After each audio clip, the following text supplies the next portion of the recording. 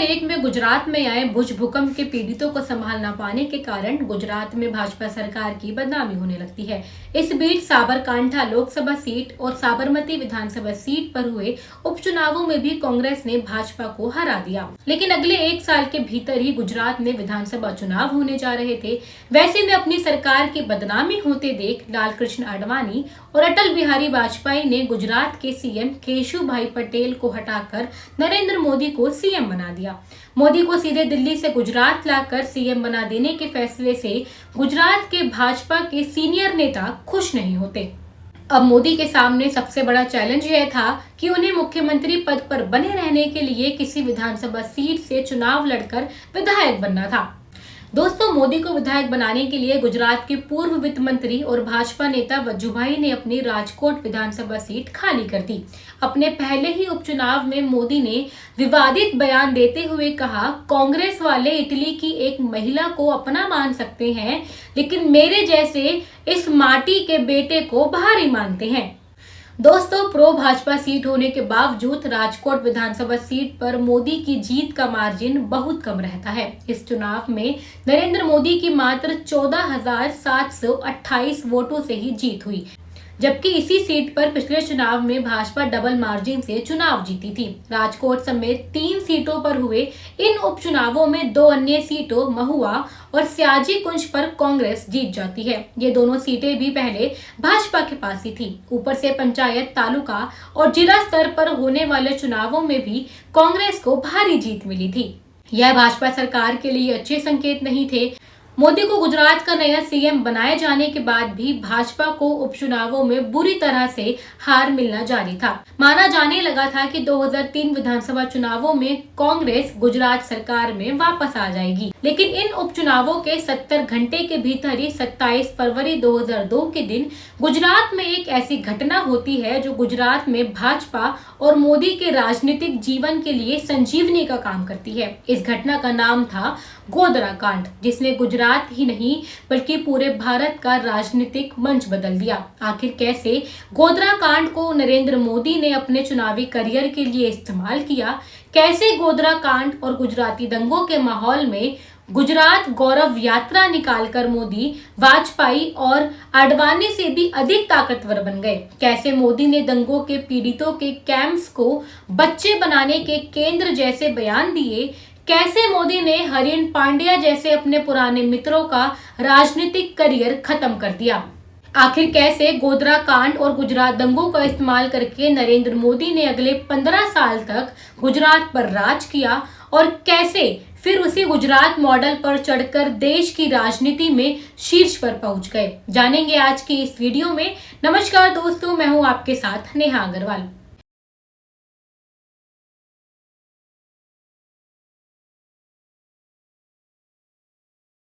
27 फरवरी 2002 के दिन हुए गोधरा कांड के बाद ही गुजरात में एंटी मुस्लिम माहौल बनने लगा। गुजरात में पहले से ही आरएसएस, विश्व हिंदू परिषद और बजरंग दल जैसे संगठनों ने राम मंदिर आंदोलन की आड़ में एंटी मुस्लिम एजेंडा चला रहे थे। गोधरा कांड उनके लिए एक ऐसी घटना के रूप में आया मानो जिसकी उन्हें लंबे समय से प्रतीक्षा थी, जिसके आधार पर वे समूचे भारत में मुसलमानों की छवि गढ़ सकते थे। गोधरा कांड की शाम ही विश्व हिंदू परिषद ने अगले दिन गुजरात बंद का ऐलान कर दिया।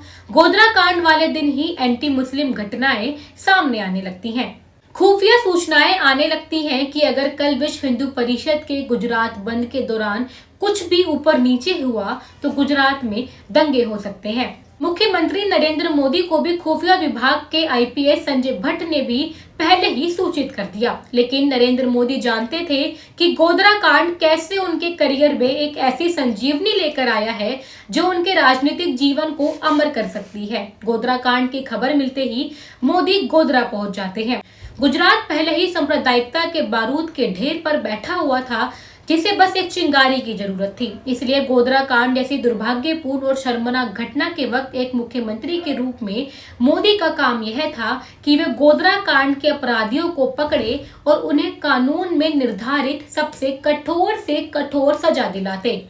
और साथ ही प्रशासन के माध्यम से यह सुनिश्चित करते कि कहीं यह एक दुर्भाग्यपूर्ण घटना पूरे गुजरात को दंगों में न ढकेल दे। लेकिन मोदी ने ऐसा कोई कदम नहीं उठाया, बल्कि मोदी की मौन सहमति से अगले दिन गोधरा कांड के पीड़ितों के शवों को अहमदाबाद की सड़कों पर घुमाया गया। इससे आम हिंदू जनता भड़क जाती है और मुस्लिम्स पर संगठित तरीके से हमले होने लगते हैं। इस वक्त तक टीवी पर न्यूज चैनलों की संख्या बढ़ चुकी थी। पहली बार देश में दंगों को टीवी पर लाइव दिखाया जा रहा था। इन दंगों में 2000 से अधिक लोगों की जान चली जाती है। 28 फरवरी से 2 मार्च तक लगातार 3 दिन तक मुसलमानों के घरों पर हुए इन एक तरफा हमलों के दौरान राज्य मशीनरी एकदम गायब रहती है। ऐसे लोगों के घर के एक एक सदस्य को जिंदा जला दिया जाता है, जिनका गोधरा कांड से संबंध तो दूर, वे अपने जीवन में कभी गोधरा गए भी नहीं। गुजरात के अलग अलग हिस्सों में अगले कुछ और दिन तक यह हिंसात्मक घटनाएं जारी रहती हैं। दंगों के दौरान ही 1 मार्च 2002 के दिन जी न्यूज टीवी चैनल को इंटरव्यू देते हुए मोदी ने संयमित बयान देने के बजाय न्यूटन के सिद्धांत वाली बात कह डाली। मोदी ने कहा कि क्रिया प्रतिक्रिया की चैन चल रही है। हम चाहते हैं ना क्रिया हो ना प्रतिक्रिया हो। गोधरा में जो परसों हुआ, यहाँ पर 40 महिलाओं को और बच्चों को जिंदा जला दिया गया। इससे देश और विदेश में सदमा पहुंचना स्वाभाविक था। गोधरा के इस इलाके के लोगों की क्रिमिनल टेंडेंसी रही है। इन लोगों ने पहले महिला टीचर का खून किया और अब यह जघन्य अपराध कर रहे हैं, जिसकी प्रतिक्रिया हो रही है। भारत में शायद ही ऐसा कोई व्यक्ति हो जो गोधरा कांड का जघन्य अपराध करने वालों के पक्ष में होता। कोई भी मुस्लिम कभी भी गोधरा कांड को सही नहीं ठहराता है। गोधरा की घटना पर सब एक राय में अपराधियों के लिए कड़ी सी कड़ी सजा चाहते थे, लेकिन मोदी के बयानों से साफ है कि भाजपा और उससे जुड़े विश्व हिंदू परिषद जैसे संगठन पीड़ितों को न्याय दिलाने और अपराधियों को सजा दिलाने के बजाय इस घटना के बहाने पूरे गुजरात का माहौल उत्तेजित करने के मूड में थे, जिसके परिणाम स्वरूप गोधरा से भी अधिक यानी 40 गुना हिंदू और मुसलमान इन दंगों में मारे गए। मोदी की ऑफिशियल बायोग्राफी लिखने वाले लेखक निरंजन मुखोपाध्याय लिखते हैं कि अगर गोधरा कांड न होता और उसके बाद वायलेंस नहीं होता तो नरेंद्र मोदी वह न बनते जो वे आज हैं, और शायद तब उनके ऊपर यह बायोग्राफी भी नहीं होती। गुजरात दंगों से पहले विश्व हिंदू परिषद गुजरात की असली बॉस थी। असली बॉस मोदी नहीं बल्कि प्रवीण तोगड़िया थे, जो विश्व हिंदू परिषद के नेता थे। तोगड़िया के आगे कई मंत्री नतमस्तक थे। राम मंदिर आंदोलन के कारण 80 और 90 के दशक में ही आरएसएस के संगठनों, बजरंग दल और विश्व हिंदू परिषद ने गुजरात में अपना एक बड़ा नेटवर्क बना लिया था। गुजरात दंगों के दौरान सड़कों पर घूमने वाले विश्व हिंदू परिषद के कार्यकर्ता ही थे जो मुसलमानों को ढूंढ ढूंढ कर निशाना बना रहे थे। गुजरात दंगों के बाद मोदी भी हिंदू मसीहा के रूप में स्थापित हुए और बाद के सालों में उन्होंने प्रवीण तोगड़िया पर भी नियंत्रण पा लिया। जब मोदी प्रधानमंत्री बन गए तो उन्होंने अपने प्रतिद्वंदी प्रवीण तोगड़िया को भी राजनीतिक रूप से पूरी तरह ठिकाने लगा दिया, जैसे कि उन्होंने केशुभाई पटेल, शंकर सिंह बागला, आडवाणी और उमा भारती जैसे नेताओं को लगाया। केशुभाई पटेल के हटाए जाने के बाद मोदी ने सबसे पहले केशुभाई पटेल के करीबी नेताओं को ही राजनीति से साइडलाइन करना शुरू कर दिया, जिनमें से एक थे गुजरात के गृह मंत्री हरेन पांड्या। इससे पहले मोदी और हरेन पांड्या राजनीतिक मित्र हुआ करते थे, लेकिन धीरे धीरे मोदी और हरेन पांड्या के समीकरण बदल जाते हैं। जब सुप्रीम कोर्ट के रिटायर्ड जजों के नेतृत्व में कंसर्न सिटीजन्स ट्रिब्यूनल गुजरात दंगों की जांच करने लगा तो मई 2002 में हरेन पांड्या ने अपना नाम ना जाहिर करने की शर्त पर इस ट्रिब्यूनल के सामने मोदी के खिलाफ गवाही दे दी। लेकिन मोदी के खुफिया तंत्र के माध्यम से यह खबर मोदी तक पहुंच जाती है। कारवा मैगजीन के अनुसार रिटेन रिकॉर्ड से यह पता चलता है कि मोदी के प्रिंसिपल सेक्रेटरी पीके मिश्रा ने गुजरात स्टेट इंटेलिजेंस के डायरेक्टर जनरल को निर्देश दिए कि दंगों की जांच करने वाली फैक्ट्स फाइंडिंग पैनल पर नजर रखे, यानी उस जांच समिति पर नजर रखे। इस बात को गुजरात इंटेलिजेंस के डीजी ने अपनी रजिस्टर में दर्ज कर लिया।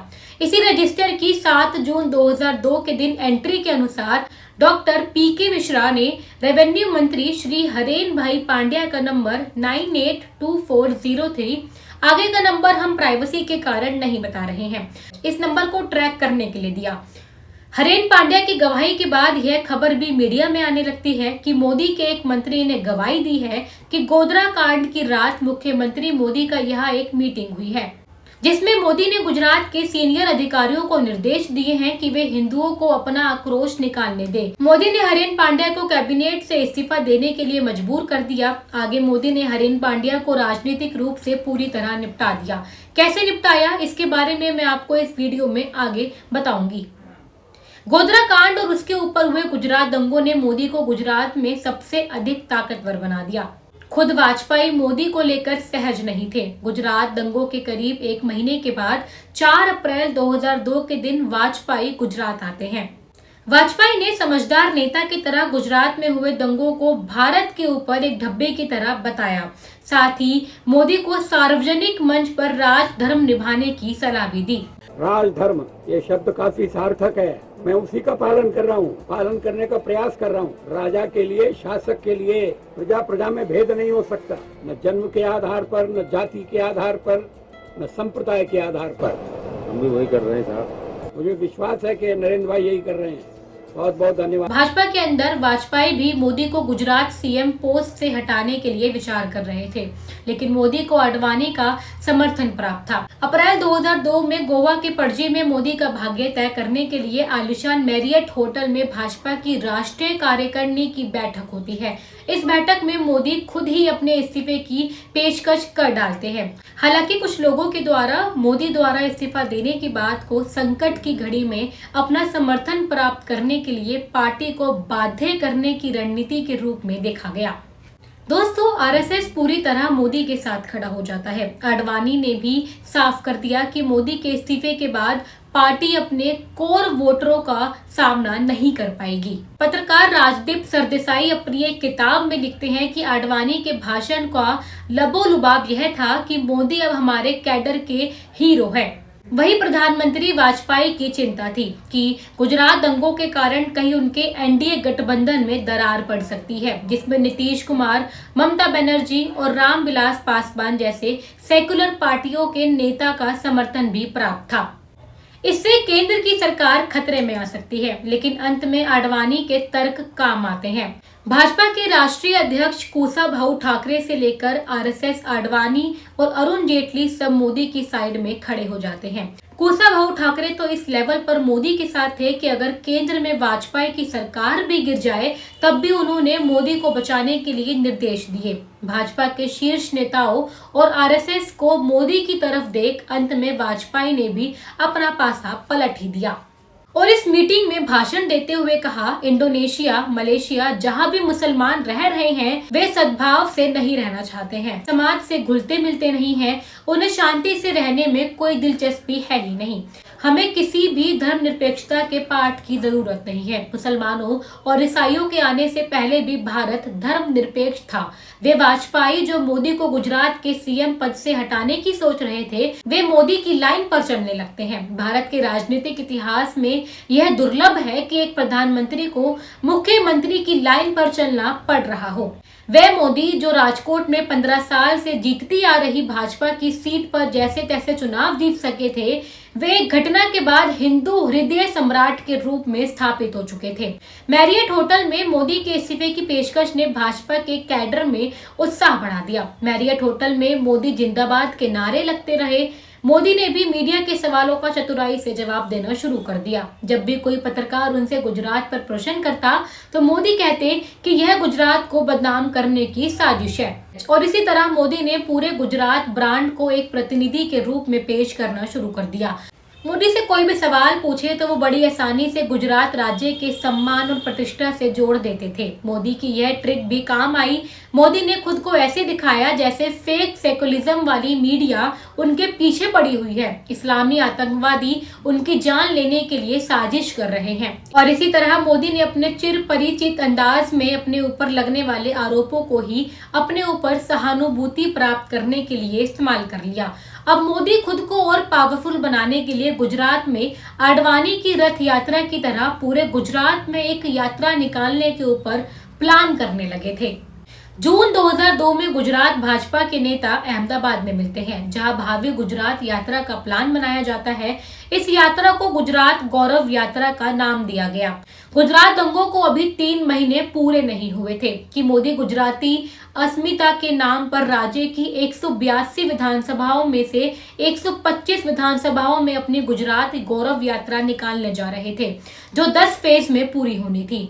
गुजरात सांप्रदायिक आधार बढ़ चुका था, जिसे इस यात्रा के द्वारा और अधिक बांटकर वोट की फसल में बदलना था। इसलिए मोदी अब चाहते थे कि वे चुनाव जो 8 महीने के बाद फरवरी 2003 में होने वाले हैं, वे कैसे भी करके जल्दी हो जाए। मार्च 1998 में बनी भाजपा सरकार, जिसमें केशुभाई पटेल और बाद में मोदी सीएम बनाए गए, उस विधानसभा का पूरा कार्यकाल यानी पूरे 5 साल मार्च 2003 में पूरे होने थे। लेकिन मोदी जल्द से जल्द चुनाव चाहते थे, इसलिए 19 जुलाई 2002 के दिन मोदी ने गुजरात के राज्यपाल एस भंडारी को अपने सीएम पद से इस्तीफा दे दिया और गुजरात विधानसभा भंग करने के लिए कह दिया। गुजरात विधानसभा भंग होने के बाद राज्यपाल ने अगली सरकार बनने तक मोदी को ही केयर टेकर मुख्यमंत्री बने रहने के लिए कहा। गवर्नर एस भंडारी भी मोदी की तरह ही आरएसएस के कार्यकर्ता थे। इस तरह चुनावों से 9 महीने पहले ही गुजरात विधानसभा भंग कर दी गई, ताकि गोधरा कांड और गुजरात दंगों के बाद सांप्रदायिक आधार पर बटे गुजरात में वोट की फसल काटी जा सके। टाइम्स ऑफ इंडिया अखबार की उस वक्त की खबर के अनुसार मोदी ने केंद्रीय चुनाव आयोग से कहा कि राज्य में जल्दी से जल्दी चुनाव किए जाएं। हालांकि चुनाव आयुक्त ने पहले ही कह दिया था कि गुजरात में अभी चुनाव करने लायक स्थिति नहीं है, लेकिन क्योंकि उस वक्त केंद्र में भी भाजपा के वाजपेयी की सरकार थी, इसलिए अरुण जेटली भी चुनाव आयुक्त से खुद मीटिंग करके गुजरात में जल्दी से जल्दी चुनाव करने का फैसला और दबाव डालते थे।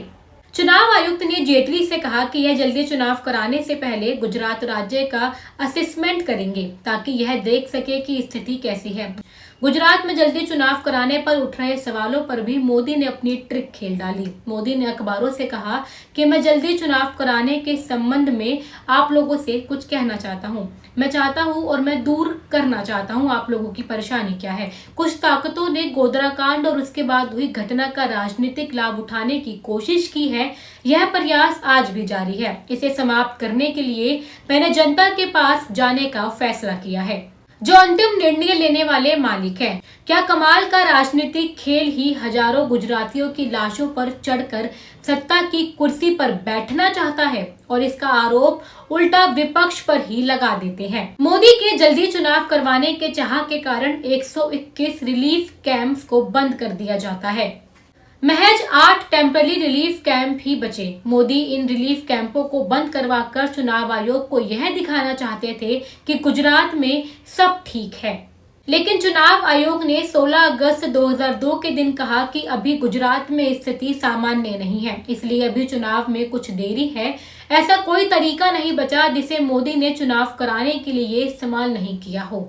गुजरात दंगों के समय साल 2002 और 3 में गुजरात खुफिया विभाग के हेड रहे आईपीएस श्री कुमार ने गुजरात दंगों की जांच करने वाली एसआईटी को दिए अपने तीसरे एफिडेविट में बताया कि कैसे जल्द से जल्द चुनाव कराने के लिए मोदी ने अधिकारियों पर दबाव डाला कि वे गुजरात के लॉ एंड ऑर्डर पर फेवरेबल रिपोर्ट्स दे, यानी पॉजिटिव रिपोर्ट से कि ग्राउंड पर सब अच्छा है, लॉ एंड ऑर्डर अच्छा है, कोई दिक्कत नहीं है, ताकि चुनाव आयोग जल्द से जल्द गुजरात में चुनावों का ऐलान कर दे। आईपीएस श्री कुमार ने 9 अगस्त 2002 के दिन हुई चीफ इलेक्शन कमिश्नर यानी जेम्स लिंगदोह के एक मीटिंग का जिक्र भी किया, जिसमें मुख्य चुनाव आयुक्त जेम्स लिंगदोह को गुजरात सरकार के होम डिपार्टमेंट के अधिकारियों को लॉ एंड ऑर्डर पर गलत फैक्ट्स प्रेजेंट करने के लिए फटकार लगाई थी। इस मीटिंग के 7 दिन के बाद चुनाव आयुक्त लिंगदोह द्वारा जारी किए गए आदेश में कहा गया कि additional director general of police RB Shri Kumar ने चुनाव आयोग के समक्ष कहा है कि राज्य के 182 विधानसभा क्षेत्रों में से 154 विधानसभा सीटें ऐसी हैं जहां 151 कस्बे हैं और 1993 गांव दंगों से अफेक्टेड थे। यह अन्य अधिकारियों के दावों को गलत साबित करता है। भले ही इलेक्शन कमीशन ने अक्टूबर तक चुनाव न कराने की बात कही, लेकिन मोदी पूरे इलेक्शन मोड में चले जाते हैं। गुजरात दंगों के माहौल में हिंदू मतदाताओं को रिझाने के लिए मोदी ने सितंबर 2003 में ही गुजरात गौरव यात्रा शुरू कर दी। इस यात्रा का उद्देश्य गुजरात की छवि पर हो रहे कथित हमले पर जवाब देना था, लेकिन असल में यह यात्रा हिंदुओं के सामने खुद को उनके रक्षक के रूप में दिखाना था, ताकि गुजराती बहुसंख्यक समाज मोदी का वोटर बन जाए। कुछ ही महीने पहले जिस राज्य में नरसंहार हुए, हजारों लोगों के हत्याएं हुई, लाखों लोगों के घर उजाड़ दिए गए, उस माहौल में भी नरेंद्र मोदी पॉलिटिकल बेनिफिट लेने की कोशिश कर रहे थे। जल्दी चुनाव कराने के लिए बंद किए गए राहत शिविरों यानी रिलीफ कैंपों को लेकर मोदी ने घोर असंवेदनशील बयान देते हुए कहा, क्या भाई हम राहत शिविर चलाए क्या? मुझे वहाँ बच्चे पैदा करने वाले केंद्र शुरू कर देने चाहिए। हम दृढ़ संकल्प के साथ परिवार नियोजन की नीति पर चलकर प्रगति हासिल करना चाहते हैं। हम 5 और हमारे 25 किसके नाम पर ऐसा विकास किया जा रहा है? क्या गुजरात परिवार नियोजन लागू नहीं कर सकता? हमारे रास्ते में कौन सा रोड़ा आ रहा है? कौन सा धार्मिक पंथ आड़े आ रहा है? गरीबों तक पैसा क्यों नहीं पहुंच रहा है? अगर कुछ लोग बच्चे पैदा करते चले गए तो बच्चे साइकिल पंचर की मरम्मत ही करेंगे। ऐसा लगता है ये बयान कोई नफरत चिंटू दे रहा है, लेकिन यह भाषण मुख्यमंत्री जैसे पद पर बैठा आदमी दे रहा है। मोदी समय से पहले चुनाव करवाने के लिए इतने उतावले हुए जा रहे थे कि तुरंत चुनाव कराने से इनकार करने वाले चुनाव आयुक्त को भी उन्होंने नहीं छोड़ा। उस वक्त जेएम लिंगदो भारत के मुख्य चुनाव आयुक्त थे, लेकिन मोदी चुनाव आयुक्त जेम्स लिंगदोर्फ को उनके पूरे नाम जेम्स माइकल लिंगदो कहकर पुकारने लगे। इसके पीछे मोदी का मकसद चुनाव आयुक्त को एक ईसाई की तरह दिखाना था, और यह भी दिखाना था कि कैसे एक ईसाई एक हिंदू मोदी के हितों के खिलाफ काम कर रहा है। मोदी ने सत्ता और जन समर्थन पाने के लिए कभी भी राजनीतिक लोक लज्जा या लक्ष्मण रेखा को पार करने में शर्म नहीं की। गौरव यात्रा के पहले दिन ही मोदी ने कांग्रेस नेता सोनिया गांधी पर भी निहायत ऊंची टिप्पणी की। मोदी ने सोनिया गांधी को इटली की बेटी कहते हुए कहा कि कांग्रेस इटली का चश्मा पहनकर सत्ता में वापस नहीं आ सकती। मोदी ने सोनिया गांधी के धर्म को टारगेट करते हुए कहा कि सोनिया गांधी रोमन पोप के सलाह लेती है। मोदी ने कांग्रेस पर हमला करते हुए कहा कि हम श्रावण यानी सावन के महीने में साबरमती नदी में नर्मदा नदी का पानी लेकर आए। जब तुम सत्ता में थे तो तुम भी रमजान के महीने में यह ला सकते थे। सोचिए, जिस कम्युनिटी के कुछ ही महीने पहले ही सांप्रदायिक दंगों में हजारों लोग मारे गए, उनके लिए एक मुख्यमंत्री किस तरह के बयान दे रहे थे। वे लोग जिनके घर के सभी सदस्य उनकी आंखों के आगे जिंदा जला दिए गए, उनकी आंखों के आगे जिनके घर उजाड़ दिए गए, उन पीड़ितों को लेकर मोदी कैसा बयान देते हैं कि क्या मुझे वहां बच्चे पैदा करने वाले केंद्र शुरू कर देने चाहिए? हम 5 और हमारे 25 ऐसे बयान, वो भी एक मुख्यमंत्री के मुंह से। एक तरफ मोदी गुजरात गौरव यात्रा के बहाने गुजरात का माहौल खराब करना चाहते थे, तो दूसरी तरफ प्रधानमंत्री वाजपेयी गुजरात के इतने संवेदनशील वक्त में गौरव यात्रा निकालने के पक्ष में नहीं थे।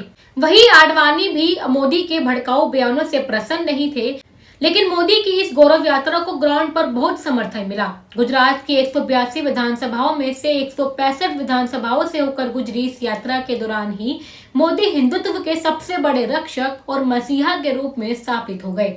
मोदी एक ऐसे हिंदू आइकन बन गए जिसका सपोर्ट हर कास्ट में था। नरेंद्र मोदी गौरव यात्रा के नाम पर गुजरात दंगों और गोधरा कांड के माहौल को बनाए रखना चाहते थे। इस फेज की इस यात्रा के 7 फेज पूरे हो चुके थे और मोदी 8वें फेज की यात्रा कर रहे थे। तभी 28 अक्टूबर 2002 के दिन केंद्रीय चुनाव आयोग ने गुजरात में विधानसभा चुनावों का ऐलान कर दिया। गुजरात में अब 12 दिसंबर 2002 के दिन वोटिंग होनी थी और काउंटिंग 15 दिसंबर को दिन होनी थी। आखिर मोदी जो चाहते थे वो थोड़ा लेट हुआ, लेकिन फिर भी समय के पहले हो गया। 2001 के अक्टूबर महीने में गुजरात का सीएम बनकर आए मोदी और अब के मोदी में जमीन और आसमान का अंतर था। मोदी गुजरात भाजपा को अपने हाथ में ले चुके थे और भाजपा के पुराने नेताओं को धीरे धीरे साइड कर चुके थे। अब वक्त था उन्हें हरेन पांड्या से बदला लेने का, जिन्होंने मोदी के लिए एलिस ब्रिज सीट छोड़ने से इनकार कर दिया था, जिसके बारे में मैंने आपको पहले बताया था। अहमदाबाद की जिस एलिस ब्रिज सीट से हेरन पांड्या पिछले 15 साल से चुनाव जीतते आ रहे थे, मोदी ने उस सीट को अब हरेन पांड्या को देने से इनकार कर दिया। अब हरेन पांड्या पहले जितने मजबूत नहीं रह गए थे। पहले वह मोदी के बराबर के कद के नेता थे, लेकिन अब मोदी हिंदुत्व के हीरो बन चुके थे।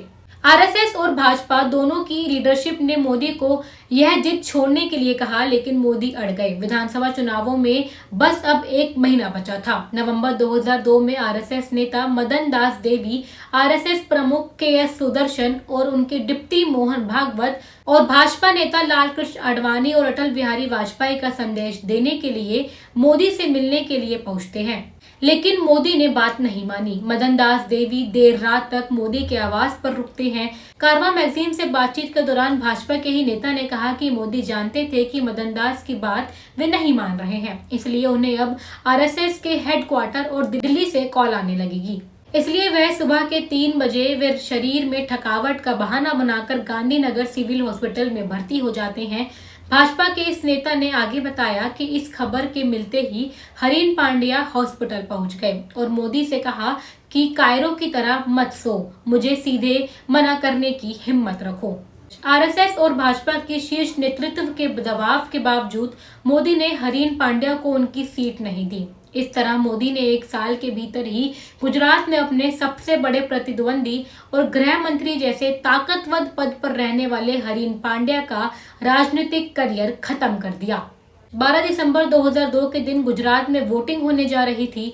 12 दिसंबर के दिन गुजरात में करीब 50,000 शादियां भी होने जा रही थी। यह तो तय था कि भाजपा इन चुनावों को आसानी से जीतने जा रही है, लेकिन यह नहीं पता था कि मार्जिन कितना होगा। इसी बीच ऑल इंडिया मुस्लिम उलेमा काउंसिल ने एकदम लास्ट ओवर में मोदी को फुल टॉस गेंद दे डाली। ऑल इंडिया मुस्लिम उलेमा काउंसिल के मौलाना कसम अशरफ ने फतवा जारी करते हुए गुजराती मुस्लिमों से कहा कि अपनी 100% वोट कांग्रेस को करें।